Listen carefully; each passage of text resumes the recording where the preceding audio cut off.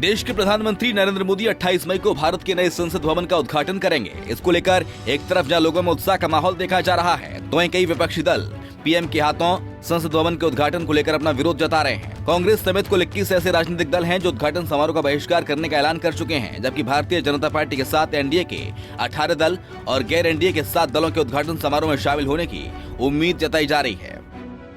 आपको बता दें कि 28 मई को संसद भवन के उद्घाटन समारोह के इस खास मौके पर पीएम मोदी 75 रुपए का एक खास स्मारक सिक्का जारी करेंगे, जिसे भारत सरकार की कोलकाता टकसाल में बनवाया गया है। इससे पहले भी अलग अलग मौके पर भारत सरकार ने 5 बार 75 रुपए के स्मारक सिक्के जारी किए हैं। कैसा दिखेगा 75 रुपए का स्मारक सिक्का? 28 मई को नए संसद भवन के उद्घाटन के मौके पर प्रधानमंत्री मोदी जिस 75 रुपए के स्मारक सिक्के को जारी करेंगे, उसका वजन 35 ग्राम होगा, जिसमें 50% चांदी, 40% तांबा, 5% निकल और जस्ता होगा। यह सिक्का कुल 44 मिलीमीटर व्यास का होगा, जिसके किनारों पर 200 धारियां बनी होंगी और सिक्के पर नए संसद भवन की तस्वीर के नीचे वर्ष 2023 लिखा होगा।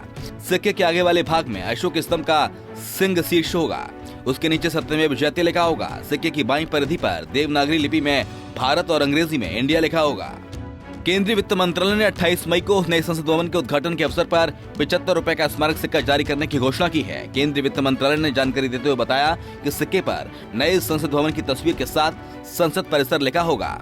सिक्के के बारे में पूरी जानकारी देते हुए केंद्रीय वित्त मंत्रालय की ओर से एक आधिकारिक सूचना जारी की गई है।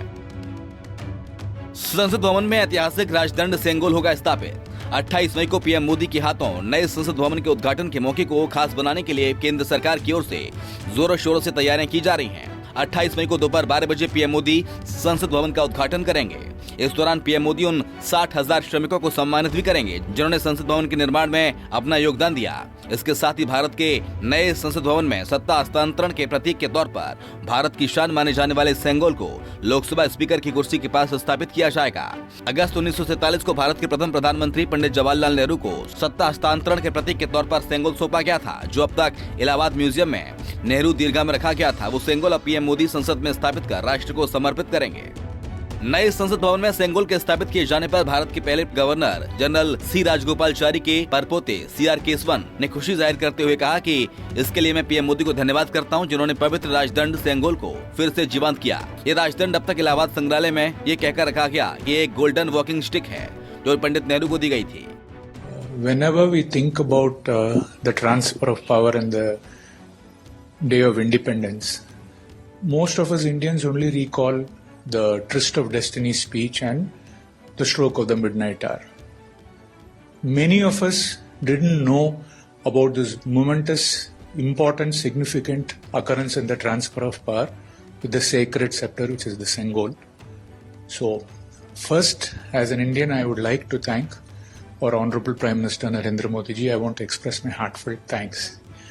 Because only a person who's has a very profound understanding of Indian civilizational heritage and Indian culture and has a deep, immense respect for our values and parampara can ensure that such an important event is brought back from oblivion into light and also given its due place in history. So first, I would like to thank our Honorable Prime Minister Narendra Modi ji for making sure that everybody in India knows about the Sengol, which is a Tamil word, which means Semmai, which is righteousness.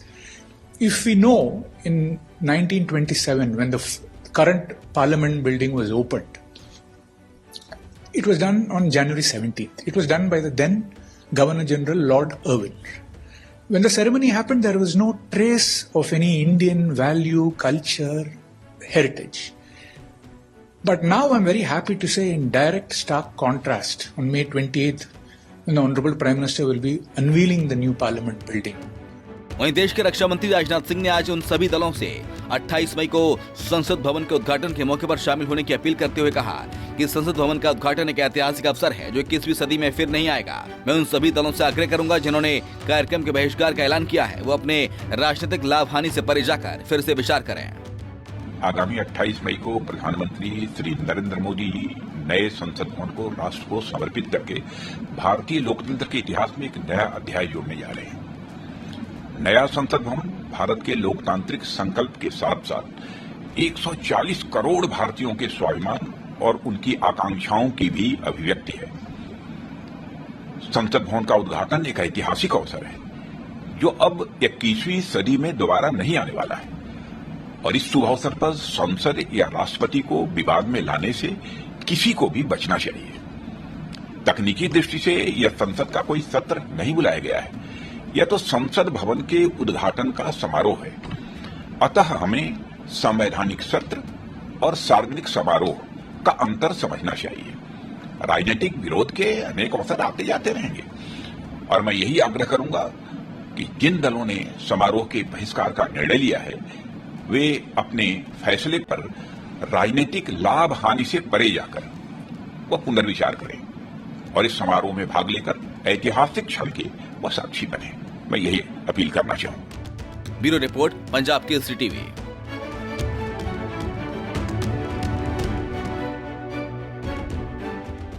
हमसे जुड़े रहने के लिए हमारे YouTube channel को subscribe करें और नई वीडियो की नोटिफिकेशन के लिए बेल आइकॉन को दबाएं।